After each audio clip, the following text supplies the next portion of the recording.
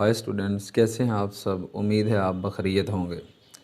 तो स्टूडेंट्स, आज हम क्लास 6 के लेवल पर चैप्टर नंबर 1 यानी सेट, उसी के रिलेटेड एक्सरसाइज नंबर 1.3 करने जा रहे हैं। ठीक है जी, जो कि लास्ट एक्सरसाइज है इस चैप्टर की। ठीक है, इसके बाद इस चैप्टर की रिव्यू एक्सरसाइज वो भी हम इंशाल्लाह लर्न करेंगे। ठीक है जी, तो आइए आज इस मशक को स्टार्ट करते हैं। लेकिन इसमें पहला क्वेश्चन है, which of the following set is the empty set, यानी दरज झेल में से कौन से सेट खाली सेट हैं। ठीक हो गया जी। तो खाली सेट के हवाले से हमने इंट्रोडक्शन की वीडियो में हमने ये लर्न किया था कि ऐसा सेट जिसको सिर्फ करली ब्रैकेट लगाकर, ठीक है, लिखा जाए या एक ग्रीक लेटर है फाई, उसके ज़रिए शो किया जाता है। ठीक है जी, मैं शो कर देता हूँ। ठीक हो गया, तो इससे भी हम सेट को ज़ाहिर करते हैं। लेकिन जी आइए पहले पार्ट की तरफ। इसमें है जी the set of whole numbers less than 1, यानी एक से कम मुकम्मल अदाद का सेट। ठीक है जी, आपको पता है मुकम्मल अदाद यानी होल नंबर्स शुरू होते हैं 0 से, 0 1 2 एंड सो ऑन। ठीक है जी, तो एक से कम कह रहा है, तो यहाँ पर चूँकि एक एलिमेंट यानी ज़ीरो पाया जा रहा है सेट में, तो ये सेट एम्प्टी नहीं है, इसमें एक एलिमेंट आ गया है, ये सिंगलटन सेट कहलाएगा। ठीक है जी, तो this is not an empty set. ठीक है जी, इसके बाद दूसरा पार्ट है जी the set of the English alphabet between U and V, यानी यू और वी के दरमियान इंग्लिश अल्फ़ाबेट का सेट। आपको पता है इंग्लिश अल्फ़ाबेट में यू के बाद फ़ौरन वी आता है, तो इनके दरमियान में कोई एलिमेंट नहीं है, तो ये एम्प्टी सेट है यानी खाली सेट है। ठीक है जी, हम इसको लिखेंगे, this is an empty set.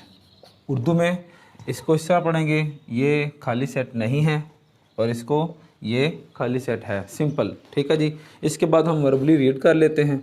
लेकिन तीसरा पार्ट है the set of vowels other than A and O. आपको पता है वाउल्स 5 हैं। ठीक है जी, ओ और ए के अलावा 3 और हैं, यानी ये सेट खाली सेट यानी एम्प्टी सेट नहीं है। एम्प्टी सेट को आपको पता है एक और नाम इंग्लिश में नल सेट से भी शो किया जाता है। ठीक है जी, इसके बाद चौथा पार्ट है जी the set of natural numbers less than 1।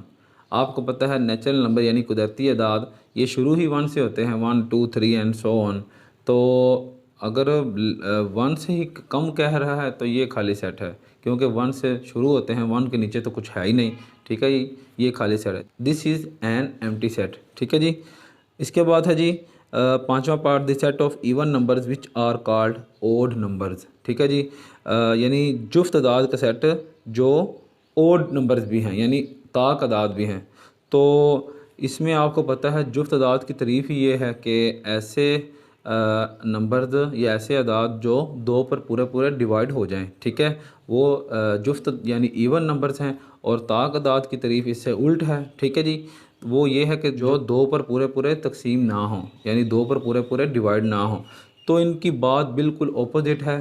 तो ऐसा कोई एलिमेंट नहीं है जो इवन हो और वो ओड भी हो, this is an empty set. ठीक है जी, इसके बाद दूसरा सवाल है जी, separate the finite and infinite set from the following, यानी दरज झेल में से मुतनाही और गैर मुतनाही सेटों को अलहदा करें। ठीक है जी, तो मुतनाही सेट यानी फाइनाइट सेट आपको पता है ऐसे सेट होते हैं जिनमें हमने इंट्रोडक्शन में ये सीखा था कि जिनके अरकान यानी एलिमेंट्स की तादाद महदूद हो। ठीक है जी, और दूसरी बात कि जिनका आखिरी रुकन मालूम किया जा सकता हो यानी आखिरी एलिमेंट। तीसरी बात, जिनके एलिमेंट्स को गिना जा सकता हो यानी उनकी काउंटिंग की जा सकती हो। ठीक है जी, तो यहाँ पर मैंने 2 पार्ट लिए हैं। ठीक है जी, बाकी को हम वर्बली डिस्कस करेंगे। लेकिन जी पहला है A is equal two letters of the word हल्ला गुल्ला, यानी लफ्ज़ हल्ला गुल्ला के हरूफ का सेट। ठीक है जी, तो ए में चूँकि आप देख रहे हैं कि इसमें डिस्टिंक्ट का ख्याल रखते हुए यानी मुख्तलिफ का ख्याल रखते हुए हमने रेपिटेशन से बचना है। बाकी आपको पता है एच आएगा, ए आएगा, एल आएगा, ये दोनों नहीं आएंगे, फिर जी आएगा, इस तरह यू आएगा और फिर बाकी वो नहीं लिखे जाएंगे। तो ये महदूद हैं यानी गिने जा सकते हैं, 5-6 हैं। तो ये सेट एक फाइनाइट सेट है। ठीक है जी, इसको हम लिखते हैं फाइनाइट सेट। ठीक है जी, ये सिंपल है। इसको उर्दू में इस तरह लिखेंगे मुतनाही सेट। ठीक है जी, इसके बाद मैंने लास्ट पार्ट लिया है तो बाकी को हम डिस्कस करते हैं। लेकिन जी G is equal to 1/2, 2/4, 3/6 and so on. पहली बात तो ये है कि ये सेट ही नहीं है, क्योंकि इसमें डिस्टिंक्ट वाली बात पूरी नहीं हो रही, क्योंकि ये 1/2 है, ये भी 1/2 ही बनता है। ठीक है, इसको जब कैंसिल आउट करेंगे ना ऊपर नीचे एक ही टेबल के साथ 1/2, ये भी 1/2, यानी सारे ही 1/2। तो लेकिन चलें उसने लिख दिया, हम इसको डिस्कस करते हैं। लें जी, आप गौर करें, इसमें पहली बात तो ये है कि आखिरी एलिमेंट ही मालूम नहीं किया जा सकता। ठीक है, यानी ला महदूद वाली बात यहाँ आ गई है। ये मुतनाही यानी कि फाइनाइट वाली बात नहीं है, इन्फिनिट सेट। ठीक है जी,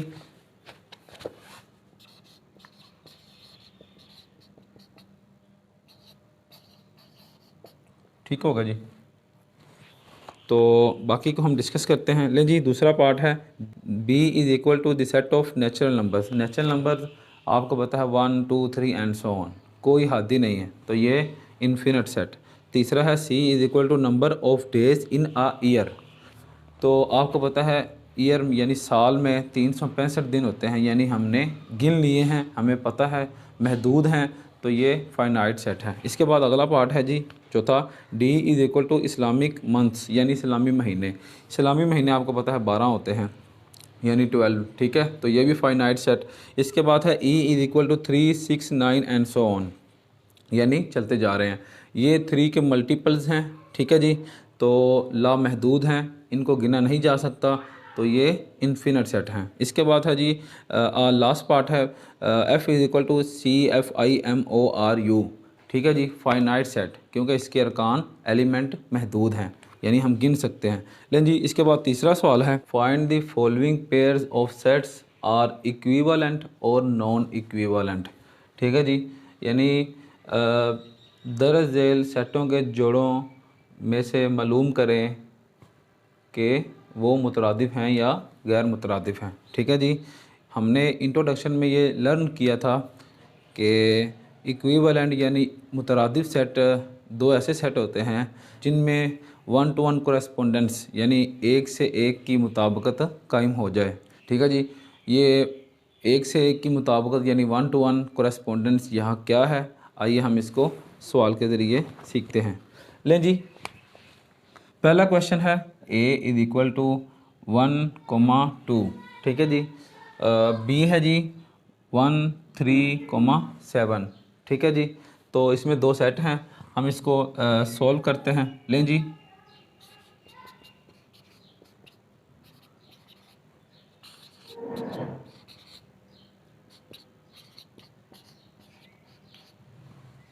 ठीक है जी, इनको तीरों के निशान के साथ ना इस तरह मिलाना है, पहले को पहले के साथ, दूसरे को दूसरे के साथ, हत्ता कि सारों को बारी बारी एक दूसरे के साथ मिला देना है।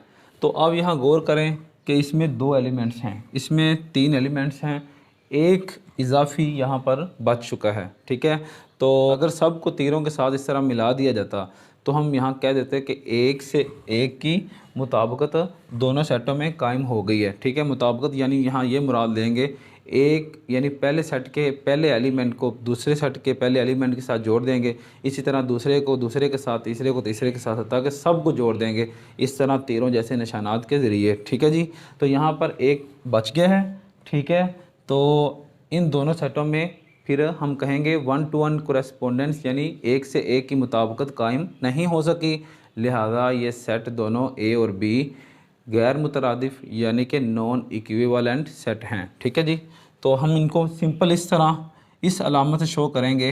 ठीक है जी, इस तरह की अच्छी लाइन ए बी। ठीक है, इसको रीड करने का ये तरीका है कि सेट ए और बी गैर मुतरादिफ यानी कि नॉन इक्विवेलेंट सेट हैं। इसके बाद दूसरे पार्ट की तरफ बढ़ते हैं, ठीक है जी। इसमें गौर करें, A is equal to A comma B, ठीक है, B is equal to X comma Y. इसमें थोड़ा सा ना खला मैंने छोड़ा है, ठीक है, ताकि ये तीर जैसे निशानात से मैं इसको शो कर सकूं, ठीक है। तो जब आप रजिस्टर पर कर रहे हो तो अगर पहली लाइन पर इसको करेंगे, इस सेट को लिखेंगे, तो तीसरी लाइन पर इसको लिखिएगा, ठीक है जी। लें जी, पहले एलिमेंट को पहले एलिमेंट के साथ जोड़ दिया इस तरह, दूसरे को दूसरे के साथ मिला दिया, हत्ता कि दोनों ही थे, दोनों ही मिल गए, ऊपर नीचे कोई इजाफी नहीं बचा, तो हम कहेंगे दोनों सेटों के दरमियान 1-to-1 कोरेस्पोंडेंस यानी एक से एक की मुताबिकत कायम हो चुकी है। लिहाजा दोनों सेट क्या हैं? इक्विवेलेंट सेट यानी मुतरादिफ सेट। तो इसको इस तरह शो करेंगे,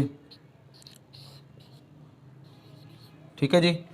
तो इनके दरमियान आप इस तरह भी लगा लें, ठीक है। सो मतलब बस या लिहाजा, ठीक है, इधर भी, ठीक है, ये ज़्यादा बेटर रहेगा, ठीक होगा जी। इसके बाद लास्ट पार्ट वो भी हम डिस्कस करते हैं। लें जी, लास्ट पार्ट है 7, ठीक है, बाकी को हम वर्बली डिस्कस करेंगे।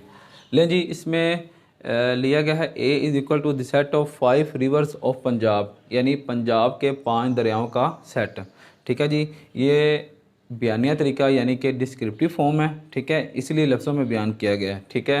तो इसके बाद ये सोल्यूशन मैंने लिखा है, इंग्लिश मीडियम के लिहाज से ये सोल्यूशन बाएं तरफ यानी लेफ़्ट साइड पे आएगा, और उर्दू मीडियम के लिए यहाँ पर दाएं तरफ यानी राइट साइड पर हल लिखेंगे, हल, ठीक है। फिर अगर कोलन का निशान लगाएंगे, ठीक है जी, इसका मतलब होता है आगे या नीचे प्रोवाइड किया गया है, ठीक है जी, यानी प्रोवाइड एज फॉलोज, ठीक है जी। तो लें जी शुरू करते हैं। लें जी स्टूडेंट्स, हमने इनको टेबुलर फॉर्म यानी इंदराजी तरीके में लिख लिया है, यानी 5 दरिया रावी है, सतलुज है, झेलम है, चनाब है और सिंध है, ठीक है। इसके बाद बी है जी ग्रीन एंड वाइट, यानी कि set of colours in Pakistan flag, यानी पाकिस्तान के झंडे में मौजूद रंगों का सेट, ठीक है जी। इसमें 2 ही रंग हैं, ग्रीन और वाइट, यानी कि सब्ज़ और सफ़ेद, ठीक है जी। तो हम इनको मिलाते हैं, ठीक है जी। तो बस इसके अलावा नीचे तो कोई और मज़ीद एलिमेंट बचा ही नहीं है, तो लिहाजा यहाँ पर 1-to-1 कोरेस्पोंडेंस यानी एक से एक की मुताबिकत कायम नहीं हो सकी। लिहाजा ए और बी दोनों सेट क्या हैं जी? So A and B non equivalent set हैं, ठीक है जी, गैर मुतरादिफ सेट, ठीक है जी। बाकी को हम वर्बली डिस्कस करते हैं। तो इसके बाद तीसरा पार्ट है जी, ए इज़ इक्वल टू -2 -1 0 1, ठीक है, बी है 3 5 7 8, उसमें भी 4 हैं, इसमें भी 4 हैं। ये भी तरीका बाहर से समझ आता है, लेकिन हमने इसको तीर जैसे निशानात से मिलाना है, ठीक है जी, इसके बगैर क्वेश्चन हल नहीं करना। तो आप देखेंगे कि ये दोनों सेट तीसरे पार्ट में इक्विवेलेंट सेट हैं, ठीक है जी।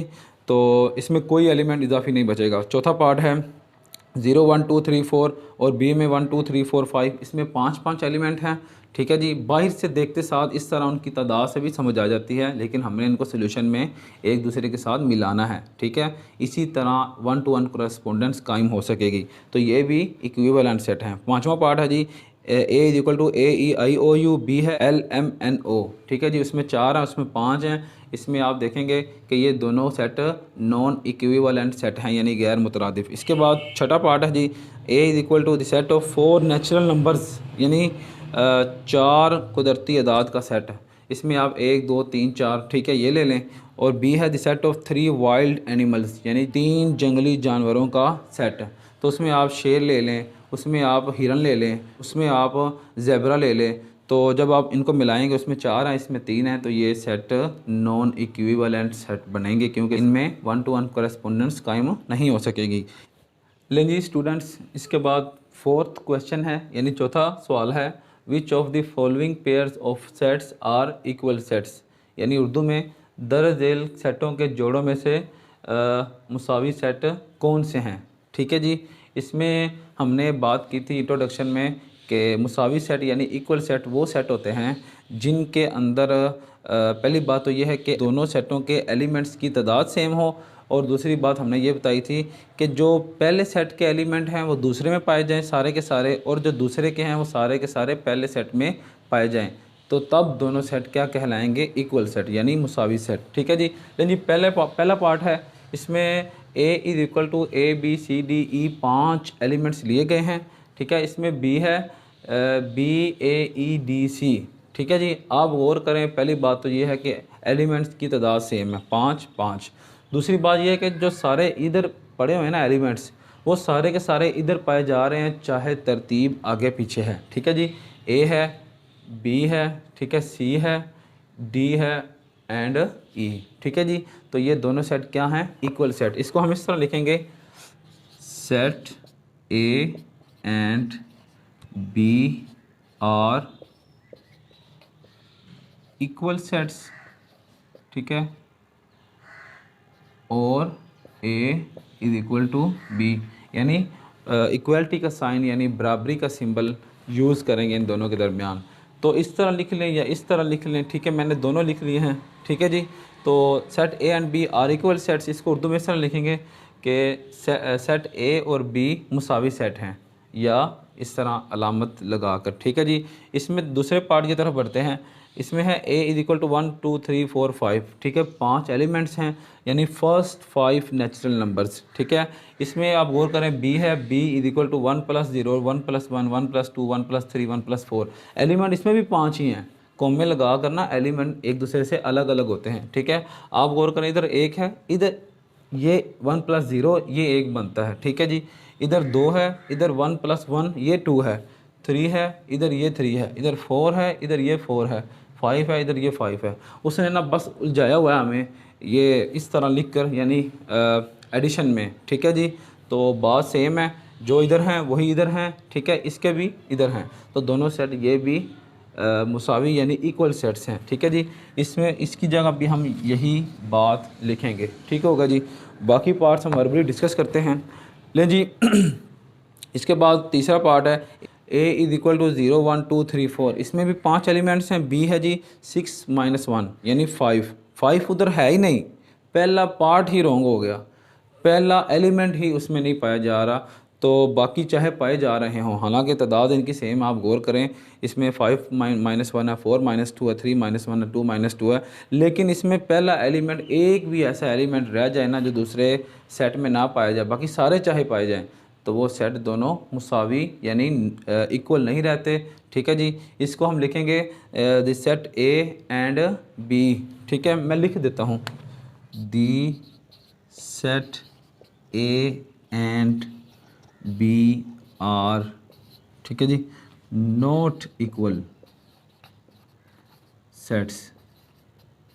ठीक है जी। और A is not equal to B, यानी A और B गैर मुसावी सेट हैं। ठीक है जी। इसमें इनइक्वालिटी की जो अलामत है वो लगाएंगे, तो उर्दू में सेट A और B गैर मुसावी सेट हैं। ठीक है, या इसको इस तरह लिखेंगे। ठीक है जी। इसके बाद लास्ट फोर्थ पार्ट है, A is equal to the set of even numbers less than 9, यानी 9 से कम जुफ्त तादाद का सेट। तो आपको ये बता दूं कि 6 क्लास के लेवल पर ना बच्चों के लिए इवन नंबर्स 2 से स्टार्ट किए जाते हैं, 2 4 6 एंड सो ऑन। तो लेस दैन 9 कहा है, यानी 9 से कम, तो वो 2 4 6 8 यानी 4 आएंगे A सेट में। ठीक है, इसमें B है जी 0 2 4 6 8। ठीक है, इसमें 5 एलिमेंट्स हैं, 0 का इजाफा है। 0 वैसे जुफ्त में आता है, इवन में आता है, क्योंकि 0 भी 2 से पूरा पूरा तकसीम हो जाता है। लेकिन मैंने कहा 6 क्लास के लेवल पर सेट जो है ना इवन नंबर का, वो 2 से शुरू होता है, लिहाजा इसमें 5 हैं, उसमें 4 हैं, तो ये दोनों सेट गैर मुसावी यानी कि नॉट इक्वल। ठीक है जी।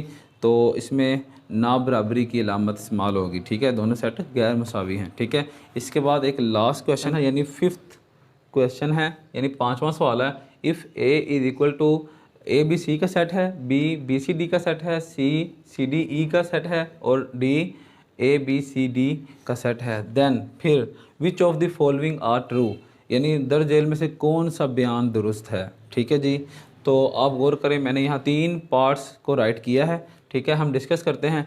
ये अलामत आपको बता दूं पहले कि ये मैंने आपको इंट्रोडक्शन में ये बताया था कि ये प्रॉपर सबसेट की अलामत है। ठीक है जी। सबसेट उसके हवाले से बता दें कि एक सेट के सारे एलिमेंट अगर दूसरे सेट में पाए जाएं तो जो जिसके एलिमेंट पाए जाते हैं दूसरे सेट में वो सब सेट कहलाता है उसका जिसमें पाए जाते हैं। ठीक है जी, सिंपल। सब सेट की आगे फिर दो बातें निकलती हैं, proper subset and improper subset. ठीक है जी, प्रॉपर सबसेट में दो बातें होती हैं, एक तो सारे एलिमेंट पाए जाएं और दूसरी बात कि एक आध कम हो, दो कम हो, तीन कम हो, सारे ही कम हो, यानी कि एम्प्टी सेट भी प्रॉपर सबसेट यानी वाजिब तहती सेट कहलाता है। ठीक है, इसकी अलामत ये होती है। ठीक है, और गैर वाजिब यानी कि इम्प्रॉपर की अलामत यहाँ नीचे एक लाइन लगा देते हैं इस तरह। ठीक है, तो यहाँ वो सवाल नहीं है, यहाँ हमने सिर्फ ये बताना है कि ये पहले पार्ट में ए प्रॉपर सबसेट है बी का। दो बातें मैंने बताई हैं, सारे के सारे एलिमेंट पाए जाएं, दूसरी बात के कम हों। ठीक है जी, ए इसके 3 एलिमेंट हैं, बी में पाए जा रहे हैं, ए उसमें है ही नहीं, एक एलिमेंट भी रह गया है, तो बाकी को हम क्या देखेंगे। तो इसकी वजह से ये जो बयान है, ये जो स्टेटमेंट है, ये फॉल्स हो गई है। ठीक है, यानी फॉल्स स्टेटमेंट। ठीक है जी, इसके बाद दूसरा पार्ट है जी बी प्रॉपर सबसेट है डी का। बी देखें बी सी डी है, डी है ए बी सी डी। ठीक है, आप देखें तीनों के तीनों एलिमेंट्स में पाए जा रहे हैं, उसमें एक ज़्यादा है, इसमें एक कम है, यानी कम वाली बात भी है, तो ये बयान दुरुस्त है, यानी दुरुस्त बयान इंग्लिश में ट्रू स्टेटमेंट। ठीक है जी, ट्रू स्टेटमेंट। ठीक है जी, इसके बाद थर्ड पार्ट है सी प्रॉपर सबसेट है डी का। ठीक है जी, आप गौर करें, सी में सी डी ई आ रहा है और डी में ए बी सी डी आ रहा है, उसमें ई इसमें नहीं है, एक एलिमेंट इजाफी हो गया है, यानी सारे के सारे एलिमेंट पाए जाएं। यहाँ से ये बात ई की वजह से रॉन्ग हो गई है, यानी कि वो सबसेट ही नहीं रहा, तो वो प्रॉपर कहाँ से होगा। ठीक है जी, तो ये बात भी फॉल्स है, फॉल्स स्टेटमेंट। इसके बाद हम 3 पार्ट रह गए, उनको वर्बली डिस्कस करते हैं जी। फोर्थ पार्ट है ए प्रॉपर सबसेट है यानी वाजिब तहती सेट है डी का। आप गौर करें, ए में ए बी सी है, ठीक है, डी में ए बी सी डी है। ठीक है, इसमें 3 है, उसमें 4 हैं, ए के सारे एलिमेंट डी में पाए जा रहे हैं, ए वाजिब तहती सेट है यानी प्रॉपर सबसेट है। ठीक है जी, इसके बाद 5वां पार्ट है बी प्रॉपर सबसेट है सी का। बी के आप देखें बी सी डी ये 3 एलिमेंट्स हैं, सी के सी डी ई वो 3 एलिमेंट हैं, यानी बी जो है ना पहला एलिमेंट बी का स्मॉल बी वो सी में नहीं पाया जा रहा, ये उसका सबसेट ही नहीं है, तो ये प्रॉपर भी नहीं है। ठीक है जी, इसके बाद लास्ट पार्ट है जी सी प्रॉपर सबसेट है ए का। सी पर गौर करें, सी में सी डी ई पाया जा रहा है और ए में ए बी सी पाया जा रहा है, यानी कि सारे के सारे एलिमेंट इसके भी उसमें नहीं पाए जा रहे, यानी इसमें ए नहीं है, तो यहाँ से ये बात ये भी रॉन्ग हो गई है, यानी फॉल्स स्टेटमेंट। ठीक है जी, ये मशक आज अपने इख्तिताम को पहुँची है। आज के लिए इतना ही काफ़ी है, अपने सारा मसन को इजाज़त दें। ठीक है जी, नेक्स्ट वीडियो में हम इंशाल्लाह इस चैप्टर की रिव्यू एक्सरसाइज को डिस्कस करेंगे। शुक्रिया जी, अल्लाह हाफिज़।